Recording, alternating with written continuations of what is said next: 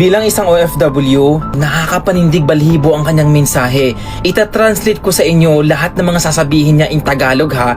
Pag nagustuhan nyo ang mensahe niya, i-share nyo ang kanyang mensahe. Sa lahat ng mga OFW dyan kapwa ko, ito na yung time. Baka malay natin magising ang mga employer nating mga salbahe, mga walang puso, hindi marunong makipagkapwa-tao. Pakinggan natin itong mga sasabihin niya. Let's go. اللي بيجيب خادمة بيعذبها ولا بيحرمها الأكل ولا بيجيب سائق خاص وبيسكنوا بغرفة مترين بمترين وبيعاملهم أسوأ معاملة، حسبي الله ونعم الوكيل فيك. وعسى إن شاء الله أولادك وبناتك يسكنوا بمثل هاي الغرفة بالأيام. عسى الله يضيق عليك قبرك. تعرف ليش؟ لأنك أنت ما بترضى تسكن بهاي الغرفة الضيقة الخنق.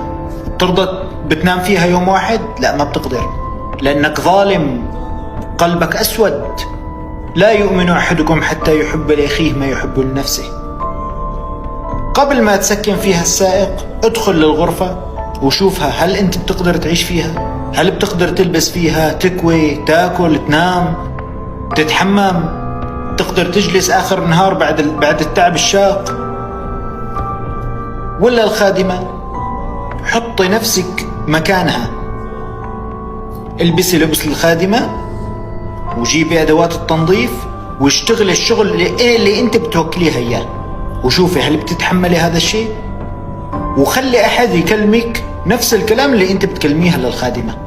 المعاملة السيئة والكلام وقلة الأكل، وشلون انه ما بتعطيها حقها واخر الشهر ما بتسلميها الراتب بالوقت المحدد وبتتباخل عليها، ولما تطلع بتفتشيها كأنها حرامية ولا بتفتشيها بطريقة لائقة. ليش؟ لأنكم نور قربات. تعرفوا القربات؟ قربات تربيتوا هيك وعشتوا هيك. Grabe yung mga mensahe niya guys. As in, punong-puno ng galit na galing sa puso. Ewan ko na lang kung sinong employer ang hindi magigising sa ganong mensahe. Like, ipagdadasal ka ng taong ginagawa mong alipin. Grabe.